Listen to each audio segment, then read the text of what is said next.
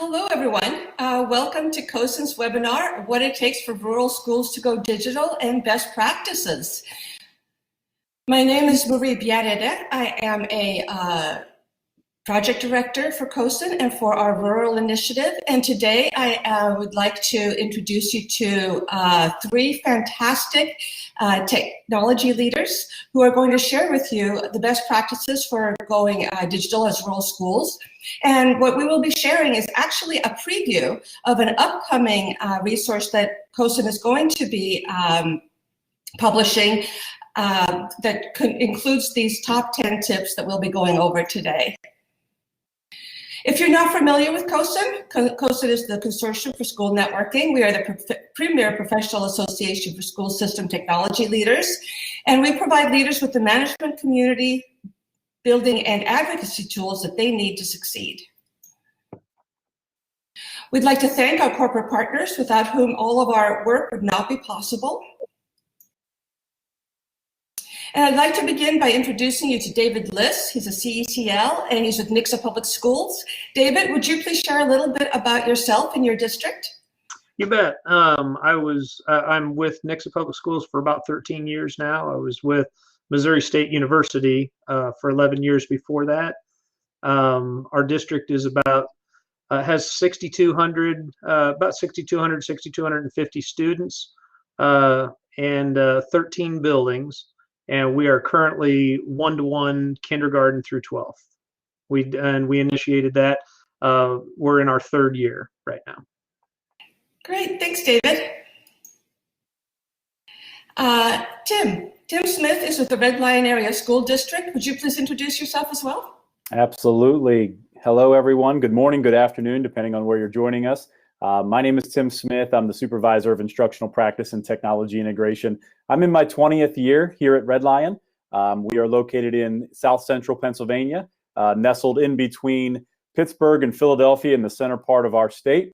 At our district, we are about 6,100 students, about 5,000 on campus. We are one-to-one, 7 through 12, as well as some intervention devices in some of our highest need students. We've been one-to-one in 7 through 12 for about 2 years now. I formerly have been a social studies teacher, an elementary, a secondary principal, and now I live in the world of educational and IT. So I'm really happy to join and be able to share and learn from some amazing colleagues. Thanks, Tim. And Mary Wegner is the superintendent at Sitka School District. Mary. Yes, hello everyone. Sitka School District is in Sitka, Alaska, which is what I call the Florida of Alaska. If you superimpose Alaska over the contiguous United States, we touched Florida here in southeast Alaska. So it's you can see behind me, it's a rainforest, and it doesn't get the extreme colds, but we live on an island with 14 miles of road end to end. So we are very rural here in Sitka. Sitka District is in the League of Innovative Schools for our practices in integrating digital tools throughout our district. This is our fourth year in the league. There's 1,207 students in the Sitka School District, and a large portion of my staff were our students. This is my fifth year as superintendent, and I was 4 years as assistant superintendent prior to that. Great, thanks, Mary. So what we're going to talk about today is the top 10 tips for taking the digital leap. You can see them over there on the right-hand side of the slide, but we're going to go through each of them individually. The way that these were developed was in concert with a group of leading technology experts who are in rural districts. We identified what we thought were the most important elements to having a successful digital leap that leads not just to technology in students' hands, but also to transformation. Our first best practice is to start with the why. That it's important that if you don't know where you're going, you're never going to get there. It's very common for districts to start with a why that is not conducive towards reaching transformation. They may be implementing a one-to-one because the board is making them, or because the district down the road has it, or because they feel like their students are digital natives and they should have technology, or because they need it for testing. Those may all be drivers that will cause you to do it, but unless your why is focused on student outcomes and what you hope to achieve for your students, you're not going to be able to achieve transformation. So I would like to ask our panelists to please weigh in on their experience with starting with the why. Who would like to start? Well, Marie, I'll start out. I didn't say Nixa is in the heart of Missouri, and so we really traveled most of the Midwest and kind of towards each coast to investigate other schools who are doing one-to-one, because we needed to determine whether or not we had a why in order to do this digital conversion. And what we did is we learned from a lot of other schools as to what our why was, and what their why was not our why. And so as we went and we investigated those things, we determined what was going to be our expectations and what the framework would look like for our district. And quite honestly, we have other neighboring districts who we compete with on the fields and courts, but we work very closely together when it comes to education. But the funny thing is there's 5 leading districts in this area, and we all are at different stages of one-to-one because we all have different whys. And so I feel like determining that why and what your plan is for moving forward is very, very important. For us, it was started with the students. In 2010, the students went to the school board with a resolution and said, you're not preparing us for our future. They were passing all the tests and academic things, but there was no wireless network. Computers, when they failed, they would just sit then, even if they were relatively new. There was absolutely no money put into technology throughout the district. In order to print from a school computer at like our Sitka High School, our comprehensive high school, it took a teacher and a librarian to authenticate, and it's not because we wanted to control it, it's because our and so we did, the school board listened to the students, and they did a technology audit, and surprise, surprise, we were low in every single category. And so that's why we started, and we then wrote a competitive grant to do kind of a 6th grade, turning our school inside out to kind of be a model of what we were doing, and we really invested in them while we rolled it out throughout the district, professional learning communities and digital resources, and the board put money into ongoing resources for educational technology. And within a year and a half, we expected kind of a 3-year rollout. Within a year and a half, we had 100% of our teachers opt in to have this multimedia classroom with resources and technology. And now we're in the 4th year in our League of Innovator Schools. You know, I'd like to add on to both what David and Mary have shared. Not only was it our students driving that conversation, but our community really was thriving for more technology in the students' hands. The unique position of our district, and I think one thing that is really important that we understand is rural schools look very differently all across the country. You know, David in Missouri and Mary in Alaska and I in Pennsylvania, we're all rural, but we look differently. We're just 50 some miles north of Baltimore, a very large metropolitan area, but the connectivity between those two areas couldn't be any more different. As we know, urban areas tend to be stronger when it comes to their ability to connect. We have a lot of families who have been looking to escape that metropolitan region and come to a more rural, suburban type environment. We offer that, which is great. They love the community of a rural setting, but we weren't as connected, and we still aren't connected as our urban peers. So that has also driven it. Families are used to, when they come from that environment, working in a certain way. And when we weren't able to match that, not saying that we were not as good as those urban counterparts, but we just didn't offer the same type of technologies that they were used to, even just the connectivity, not even the amount of computers, but just the ability to connect to hotspots around the community. So that has been a large why for us to continue the conversation to how can we allow them to live their life every day, all day, in a way that they were previously accustomed. Thank you. And I want to dig just a little bit deeper and ask, it used to be that when we looked at student outcomes, all we cared about was test scores. And you could say, well, technology is great for increasing test scores because we can have them drill all day and all night. We don't even have to pay attention to them, just put them in front of a screen, right? I would like to know what student outcomes outside of test scores are valuable to your district and your community.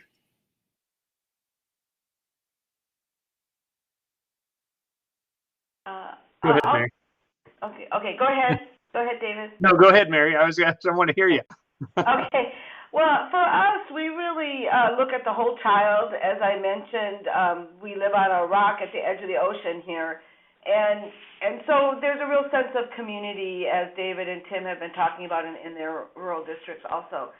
So for us, it's about well-rounded, our students able to succeed. And in Sitka, it's a very arts-focused community.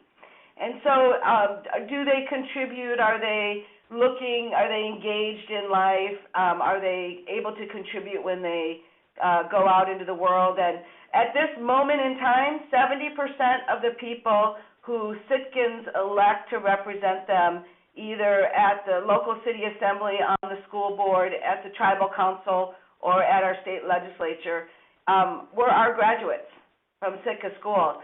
So we are looking at the whole child. We're making sure that it's not just academic scores. We actually report every month at our school board meeting how our students are succeeding other than ways of test scores. And then the board then helps to promote that in the community from a communication point of view. I will say in Nixa, that really had to be, we're going to talk about other elements, but we had to get buy-in. And what I mean by that is we were one of the top 10 school districts in the state of Missouri out of 523. And, that's a great number to put out there, but that's as you rank with test scores and programs and things like that. And we were really unsure as to how a digital integration would affect that. But our superintendent was very adamant about telling our staff that this was their opportunity to not have to worry about test scores, but we were doing this to give kids the teaching tools of their time, not our time, but of their time, to best be prepared for the world. Now you fast forward 3 years into it, and we've had test scores that are still high, but they've fluctuated, and some have wondered if it's because of the technology, if that affected it. There's not a causal relationship, but we have to remind ourselves now, 3 years past that was not the intention of why we did it. It was not for test scores. And to a high performing district, if you've got a high performing district out there, you have to be willing to understand that that's not the reason why you do it. Or if your why is that you feel like it's going to increase engagement, that is going to increase test scores, then you can measure it that way. Absolutely. And we've kind of furthered that by saying that we want to continue to find ways to allow our students to have agency, pursue their passion. And by providing pieces of technology that allows that, we all have such diverse schools, and we have a diverse school in a number of different ways, not only diversity in terms of the population with having urban as well as traditional rural students kind of merging together, but even just learning styles and learning pace, and giving students that opportunity to have that voice through the means of technology to be able to use those elements, maybe self-initiation with appropriate guidance from teachers with those tools that David was talking about in a little bit different fashion. So that idea of passion or passion for learning and student agency has been recently a strong driver for us and outcomes that we can measure that are just as important as those test scores. I'm so glad you mentioned agency, Tim. In the resource that is coming out, we will be talking about 3 areas of student outcomes that are really helpful when you're looking and determining your why. The first one is student achievement, and that's not just test scores. We're really talking about deeper learning and understanding there. And the second one is workforce skills, so things like the 4 C's and modern skills for communication, collaboration, and so on. But the third one is student agency, because the ability to take agency, to be an agent, an actor, and owning your own educational experience is what prepares you for a world that's so different than the one that we graduated into. So thank you for that.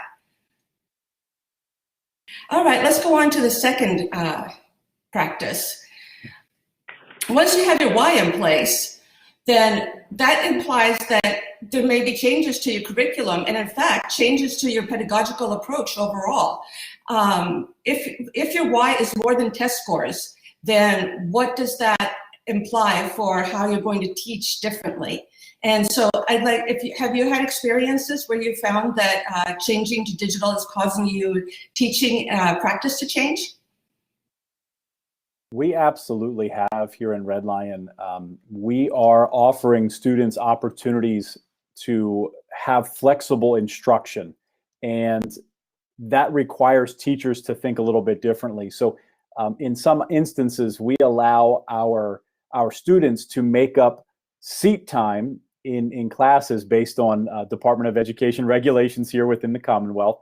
But we allow our students the opportunity to, for example, on a snow day when we aren't able to pass the roads, we've shut down school, but we still can count that day by having teachers design lessons that students can complete flexibly. Maybe that's at home during that day, or maybe it's throughout the course of a couple of days following. That pedagogy, that instructional strategy is very different than what most of us had learned in terms of our teacher preparation. We were all prepared for these stand and deliver and collaborative groups where we were face to face with students.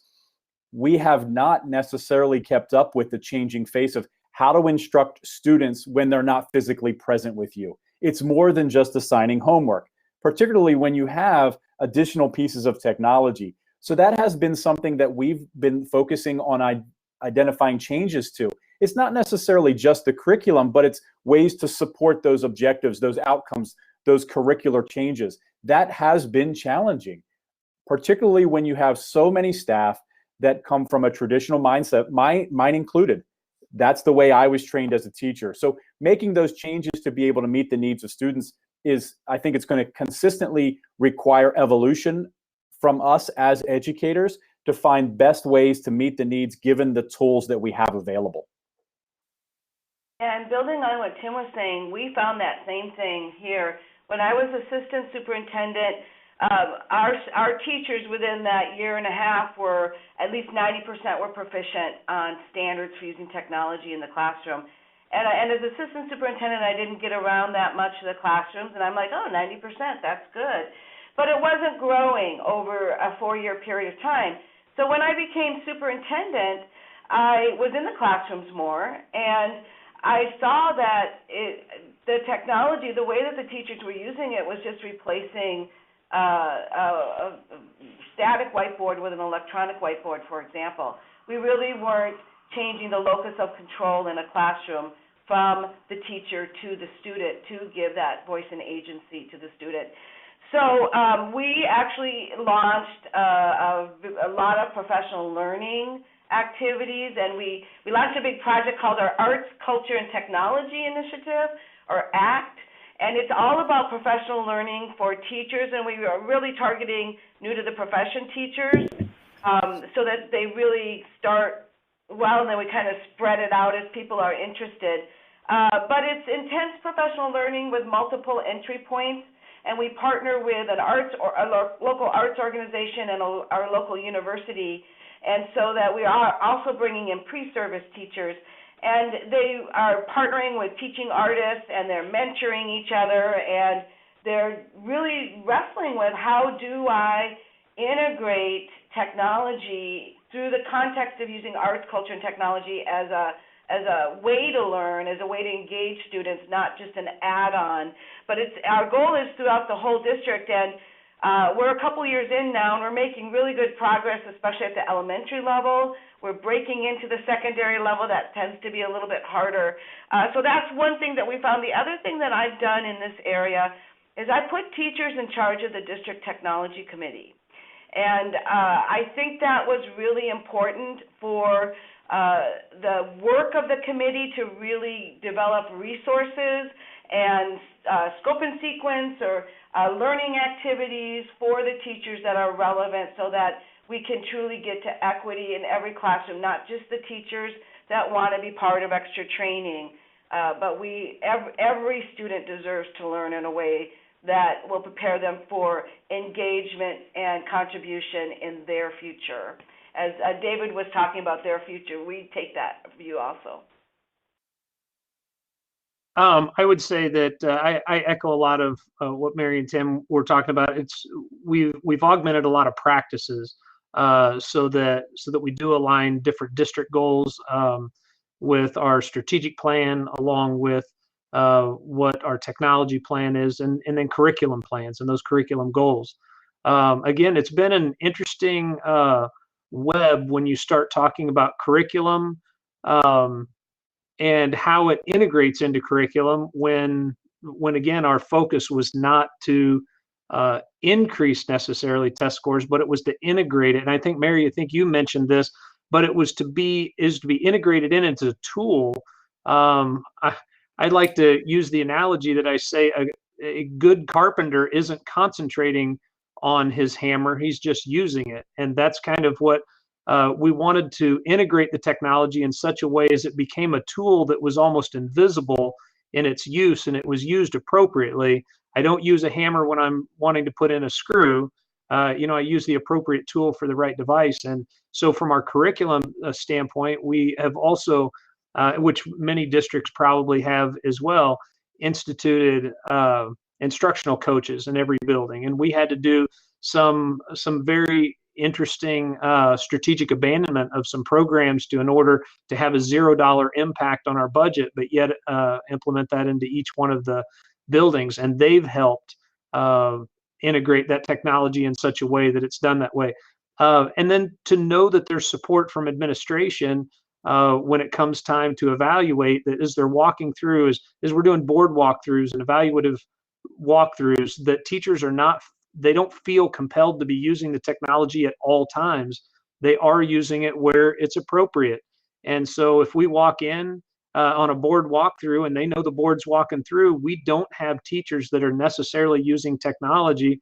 And they're able to explain that it's, I need more manipulatives at this point. And so I know that a lot of districts, when they spend a lot of money on it, expect their teachers to be using it all the time. And quite frankly, our experience tells us that that's not appropriate. Thank you.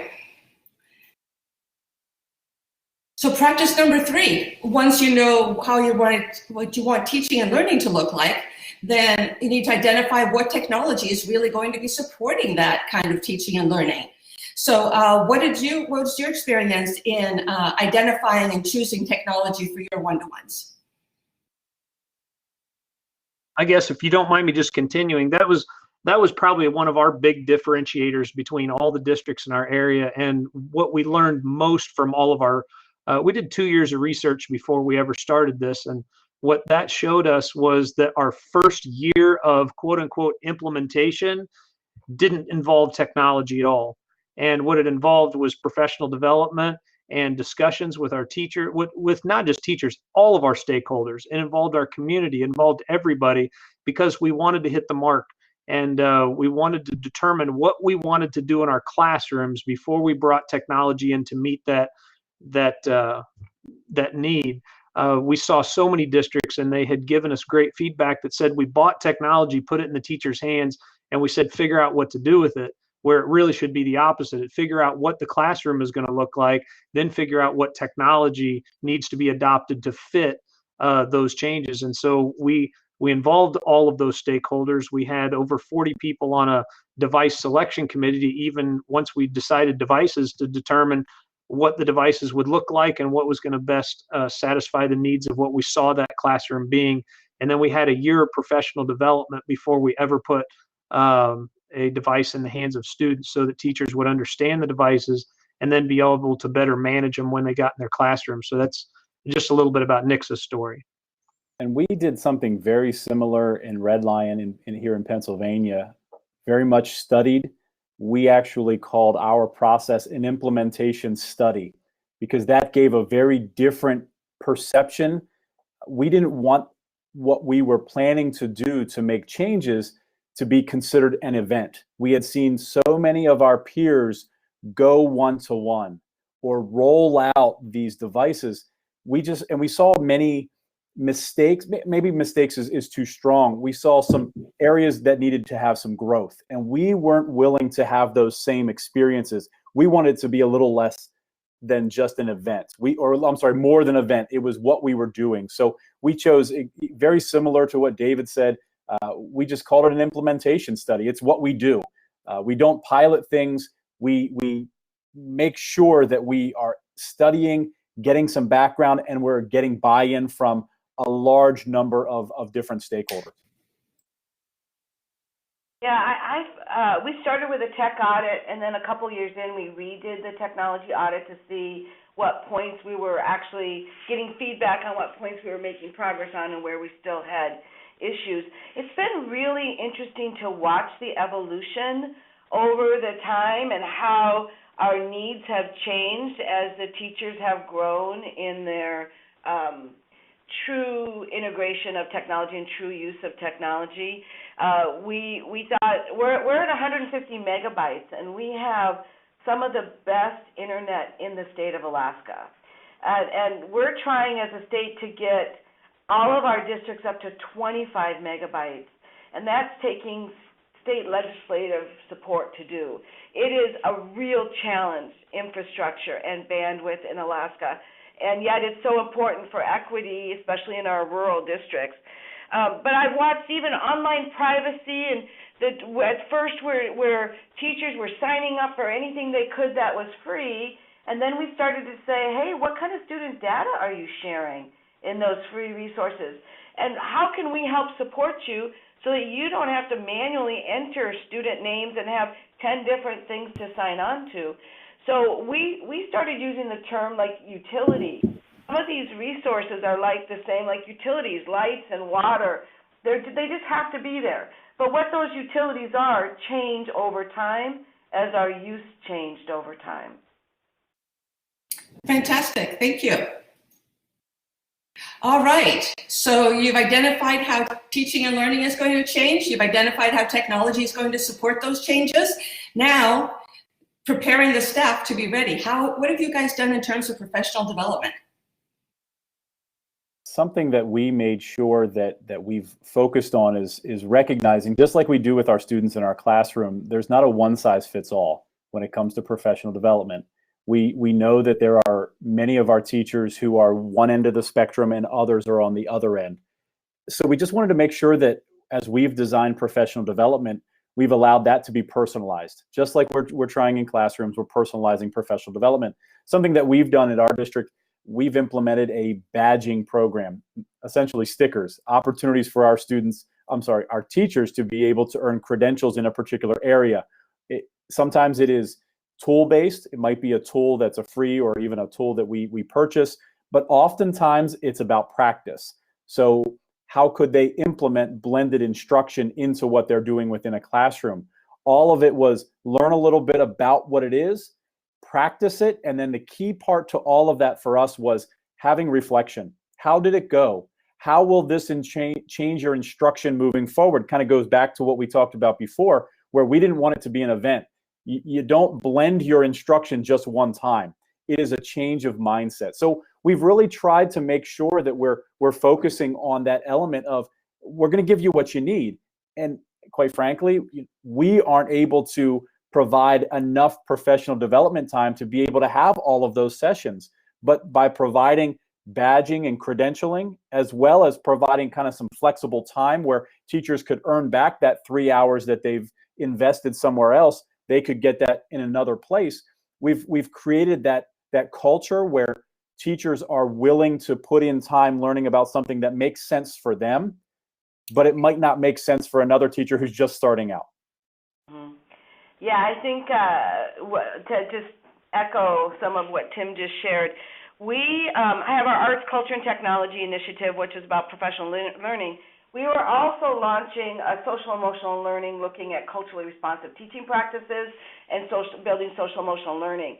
And we had these two kind of teacher-led advisory groups for these two initiatives we were doing. And as we got into the work further, we realized it's all the same work. It's all about how do you set the conditions for learning, and then what tools do you bring to the classroom. And every interaction with students, it's not just this checklist you do, but it's how you interact, it's how you think about designing the learning and the environment that you're learning in. And so we merged the two, and now it's really helped. And now as we really look at how do we close the achievement gap, we're looking at it from a cultural lens, we're looking at it from a student voice and agency lens, and we're looking at it from the actual technology used for the right tool. And it does look very different for every teacher. And that's what we found a lot of success with our ACT Mentor program, where we have two teachers and a teaching artist who work for 2 years, and they just do projects and they kind of explore and then they share, and it's been really great success. I'd not only echo all those things. We actually, there's a interesting dynamic here. We ended up having teachers through. We created an academy that was the Nixa Technology Academy, and it was application based. They had to apply for it. At the end, it's really tough with how you can spend money in schools and so forth. But in the end, they were able to get a device. So at the time, we didn't know what we were going into, so they could either get a Chromebook or an iPad or whatever. And when you look at the cost of those devices versus the cost of paying them for PD, it was quite a bit different. But we started that. It was a 3-year program towards a certification, and much like what Tim talked about with credentialing or badging, we now do that through Canvas and so forth. Now we don't do it physical, but it was a physical badging, and they would go through an entire year of professional development. And what their benefits were threefold. One, they would not only get all the education on project-based learning and flipped classroom and all of those ISTE standards, et cetera, but they would also then get that device at the end, which was kind of a little carrot on the stick. But the bigger thing is that any technology initiative that was done in the district, they were the first people we went to. Side product of that, and any technology directors out there will kind of chuckle at this, but most of us have our machines locked down. And why do we do that? And it's to protect people from themselves, right?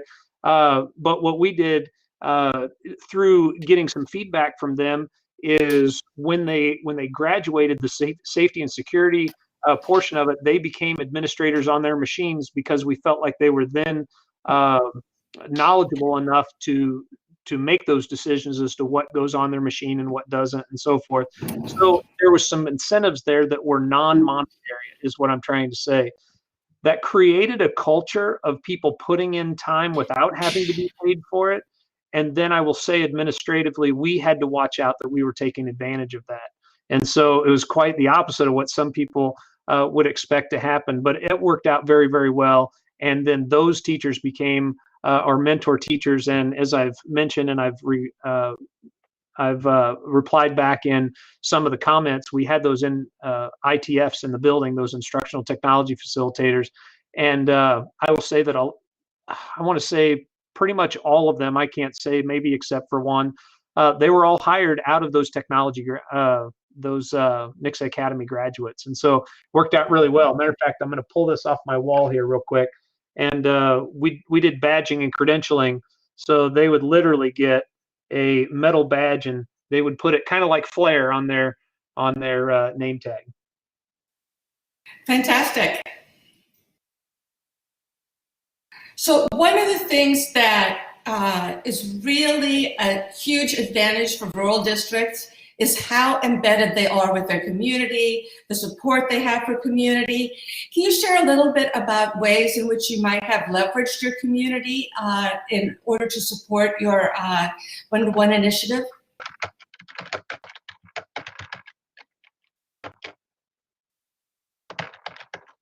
I'll start if David and Tim don't hop Oh, in. I'm sorry.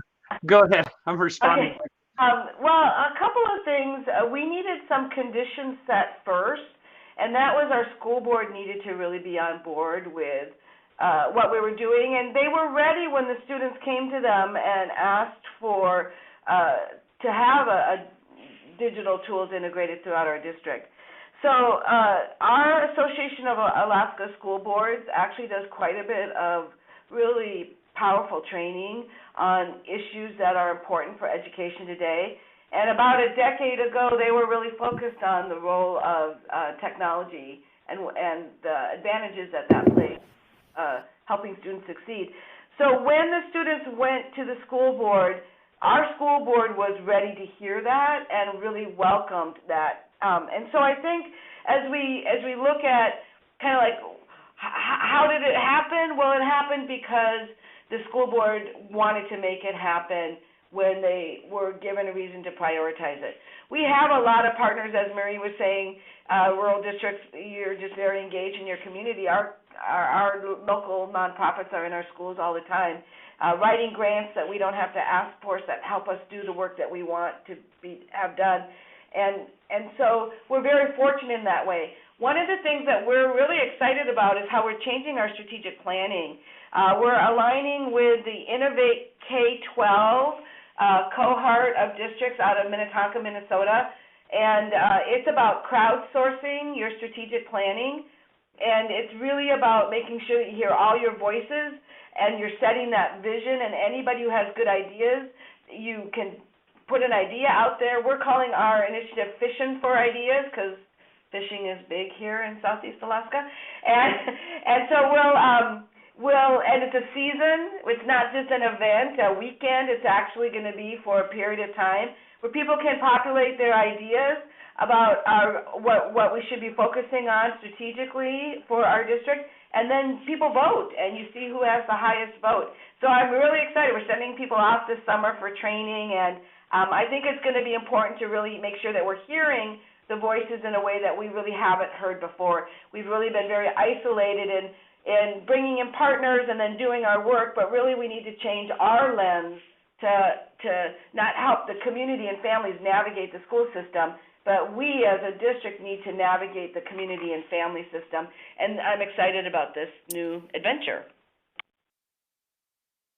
Something that we've been working really hard to kind of draw our community in, because we've generally had some support from most of the pockets within our community. One area that we still struggle with is when our students, even though we're one-to-one, take that device off campus, they don't have access to a reliable or a high-speed internet connection in some capacity. So we've been working with our local businesses, pizza shops, other types of convenience facilities, stores, maybe a coffee shop, some of these types of things, which we don't have a ton of those, but we've been working with them to become digital partners, internet partners, that they're willing to open their doors and be welcoming to our students to be able to utilize their devices. Not expecting a 14 or a 15-year-old student to come in and purchase a full meal, but as long as they're respectful, as long as they're willing to abide by rules, they can use the internet in that place, maybe for a half hour, an hour, whatever is necessary for them.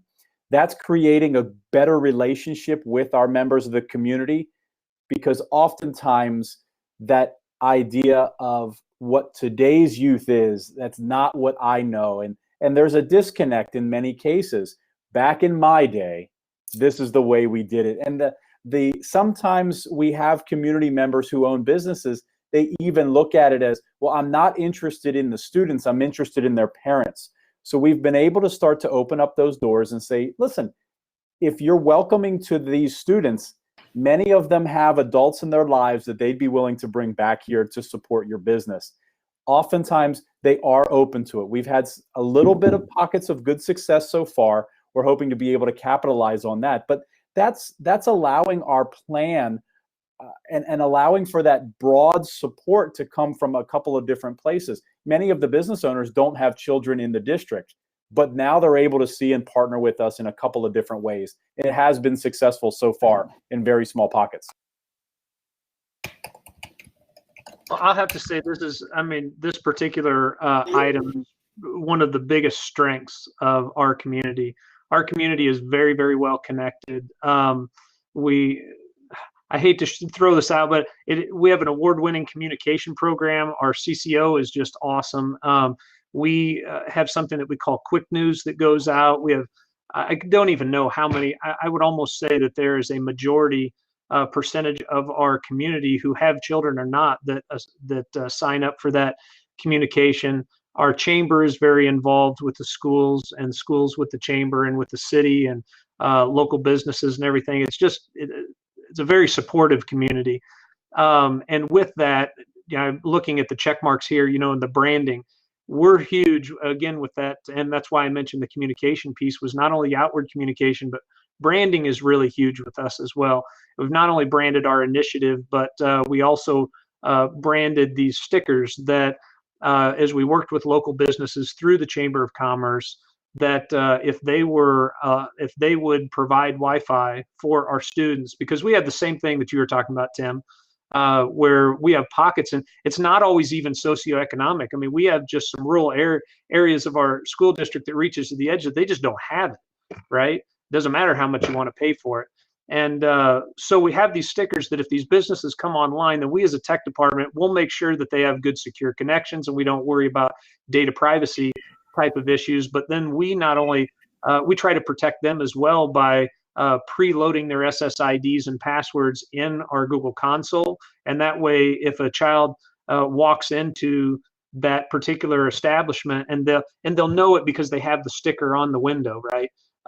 They become a partner of ours, and those kids can walk in there, their devices automatically connect, that nobody has to give up a password or anything like that.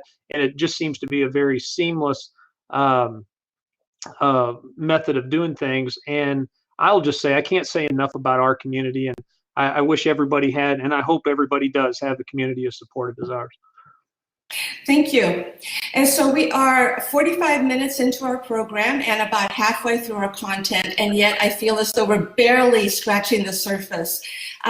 We have just fantastic stories and insights, and I would love for this to be a 2 or 3 hour workshop right now.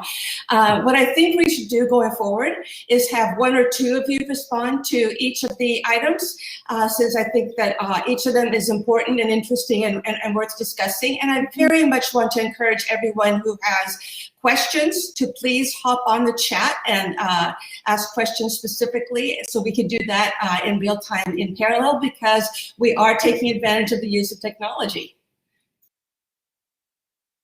So the next item that specific to rural districts is you're small. And since you're small, you have the opportunity to be nimble and make big changes from top to bottom without having to deal with a big bureaucracy. Does one of you want to address that topic? I'll let somebody else go on this one. I have a good example of this one. As we build out our social emotional learning, culturally responsive practices, we really were looking at how much our student behaviors were interfering with the academic learning. And so we wanted to develop an MTSS, multi-tiered system of support, not only for academics, but also for student learning. And so we got a consultant, Diana Browning-Wright, who came, and she's working with over 3 years with teams of 4 to 6 from every school, and I have 5 schools. And then those teams are then leading the efforts in their district. So that team gets intensive. This year it was 8 days of professional learning. which is not easy to have 30 people out of the district when there's only 13 people that can really sub. So, like, I became principal in 2 schools so the principals could go, and it's teachers, principals, counselors, that kind of thing. But what we've noticed even in this first year of this is like, I can get 30 people in a room and impact my whole district. And that is something that being rural and small affords. And so now, even in year 1, it is putting all of our social emotional learning practices on steroids. We're seeing successes, and teachers are having real concrete resources they can use to support students in really managing their behaviors too, as well as the academics. And I think it's really exciting that so quickly we can impact the district in that way. Thank you. Here's the big one. Equity. Equity between rural districts and non-rural districts, and equity within the rural district. Who would like to take this challenge?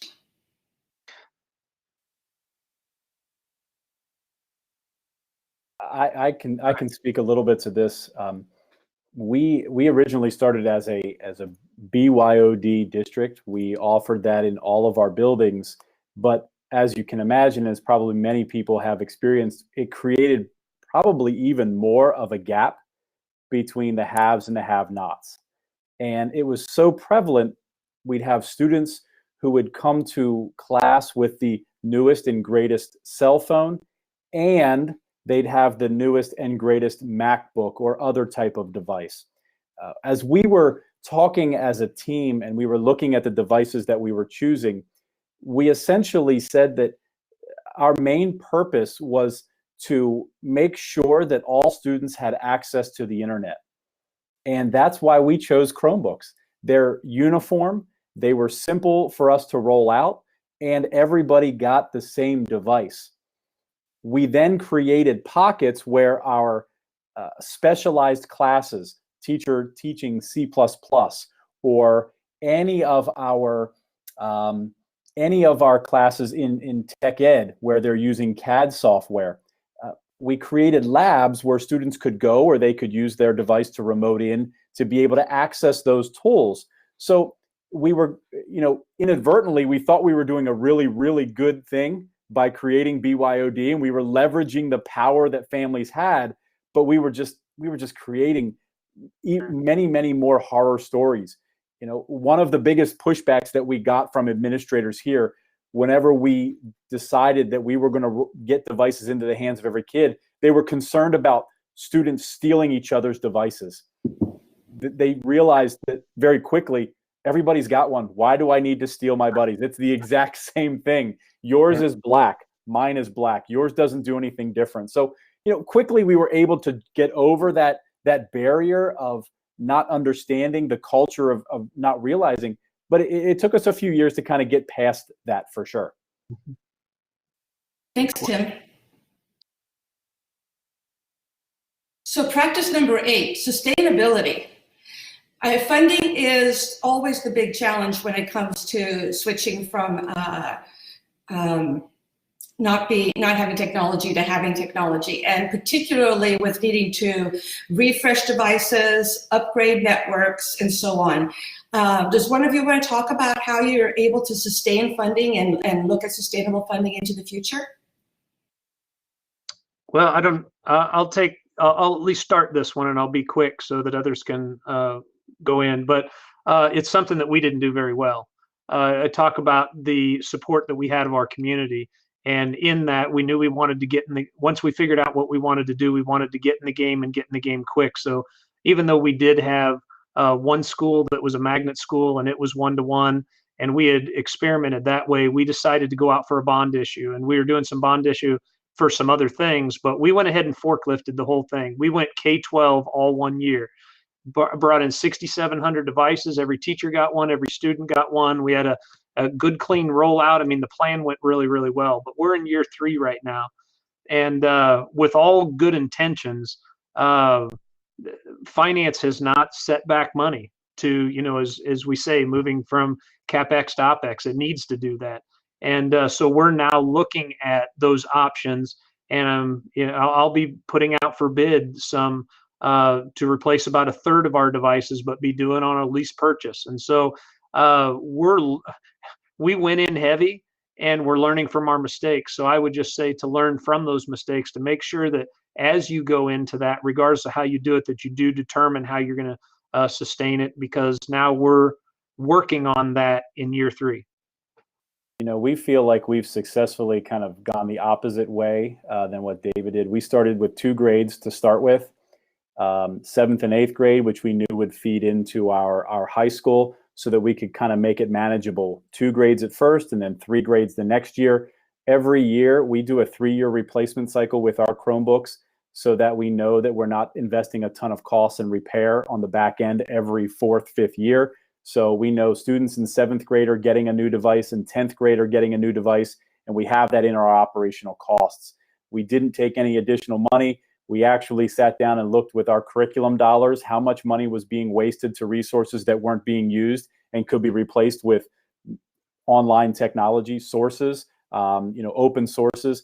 And we've allocated some of those dollars that we were going to spend on textbooks and things we were going to waste anyway. We funneled that into purchasing Chromebooks and the necessary items to be able to replace those. And we've leveraged students to be able to repair. So now we have our students who are learning and repairing our devices. And my team, my full-time team, can focus on the heavy lifting of making sure that our infrastructure is right, while the basics can be done by our students who are learning a ton from that.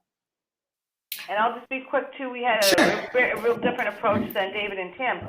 We the board initially said, okay, we're going to start to fund technology, and then we're going to grow at $75,000 a year, because we feel like we can eat that in our budget. So over a 4-year period of time, the technology budget continued to grow, and then we said when we get to a point where we think it's sustainable to have a 4-year refresh cycle and the utilities that we need in the area of technology, then we'll stop it. And actually, the last couple of years, we've been able to drop that back down because as technology gets better, prices drop, and web hosting solutions are much cheaper. We're now going out to bid on an IP phone system instead of having landlines, which are cheaper. So it's actually, we're now able to go back because and still have increased service. Hey, Maria, can I know we're short on time, but I feel like I need to just jump in here real quick, because we didn't talk much about infrastructure. Right. And we really need to leverage E-rate. If you're not aware of E-rate or anything, you really need to leverage that. And the way that E-rate is going, we're only a 38% free and reduced district. So we never got to take advantage of Category 2 or Priority 2 back in the day. And the changes that they made allowed us to do the infrastructure changes that we needed. And so we're a fast growing district. We're not a wealthy district by any means, but it doesn't give us affordability for some of those infrastructure things. So I know that the FCC is and USAC is still considering that. So I would say contact local legislators. COSN is a great resource to have on our side to fight for those necessary changes, but it's only been in the recent past that we as a district were able to take advantage of E-rate for those internal infrastructure changes. And I got to be honest with you, our one-to-one wouldn't have happened without the ability to be able to tap into E-rate for our infrastructure. Really great point, David. Thank you.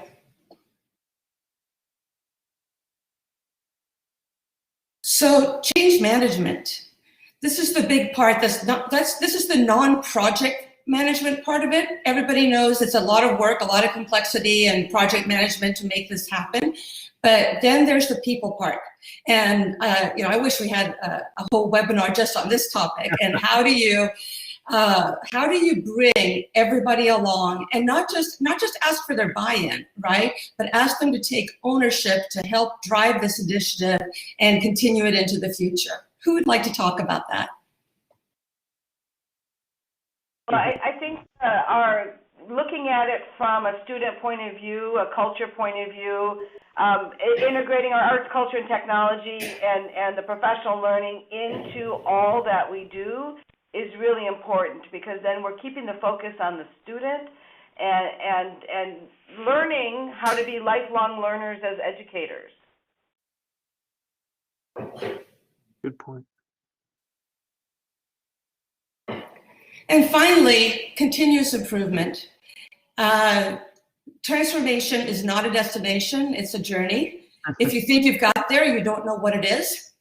And so what do you guys have any experience in talking about how you continue to improve, to achieve your goals at the classroom level, at the building level, at the district level?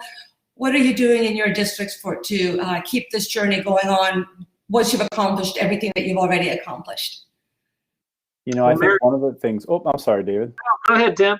I think one of the things that we constantly remind people is we go back to the old Vince Lombardi visual where he held up a football and said, "This is a football." And all these professionals knew exactly what their center of focus was, but we continue to come back to the idea of what is it that we're focusing on? What is our purpose here?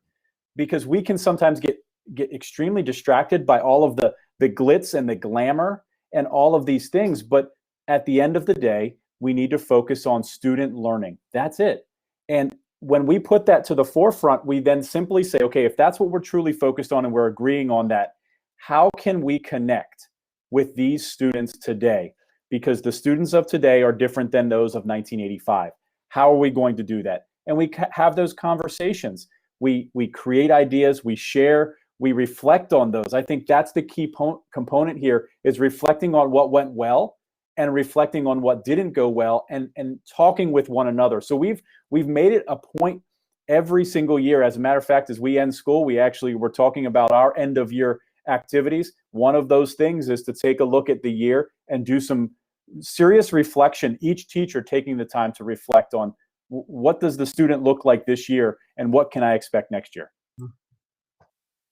You know, Mary mentioned strategic planning a few minutes ago. Everything in our district goes through strategic planning. It is the DNA for what we do in our district, keeps us focused on the things that need focused on, and it keeps us from really engaging in sideways energy, is what that's a term that our board president uses.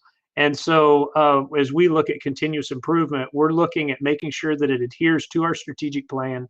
And as our strategic plan develops within the 5-year and then our annual review, we look at these things and we say how, kind of what Tim was saying, we reflect back and we say, how have the operations of this past year kept us on track or moved us away from track? And then we're getting ready to do another major 5-year, and we're going to say, is this still the focus of this district, or does it need to be augmented in some way? Well, thank you very much. Okay, sorry, go ahead, Mary. We do a lot of action research projects where we design a research project that'll solve a problem in a classroom, and then we develop our theory of action and our research question, and then it's a very iterative process where you implement and then you reflect and refine. And for one example is our Maker Learning project was that, and within a year we went from very little, maybe an isolated teacher, to a district-wide implementation that was highlighted by Digital Promise as an exemplar in the nation. And it's because we're really doing that reflective process and we're planning, kind of like what David was saying, that is the guide, that's what we're doing. Thank you very much. Thank you to a fantastic panel. We've got about 1 minute left. Do each of you want to give us just one parting comment about what is most important as a rural district in taking the digital leap? I would say it's making sure that you have friends, talking with other people, making connections, creating a network, whether that's locally or across the country, of people that share a similar plight, and continuing the conversation. That's important, because alone it's very difficult, but together with other people, you can brainstorm and you have people who understand you. I was thinking along the same line as Tim. It's really about networking. It's about these opportunities. In rural districts, you wear too many hats to be the expert in everything, so we have to reach out and help each other float the boats higher. I think it's very interesting that we were all thinking the same thing. I was going to say it's not a one and done. It is a continual conversation between all stakeholders, and we have to remember the kids are our focus, and it's really not even the focus of within the district, but our communities, because we serve the communities through what it is we do. Thank you so much, everyone. Thank you, everyone, for attending. I hope you've enjoyed the webinar. Marcy will be posting the slides for you tomorrow, and they will be available for anybody who wants them. So that's it for us today. Thank you. Thanks for the opportunity. Thank you, everyone. Thank you.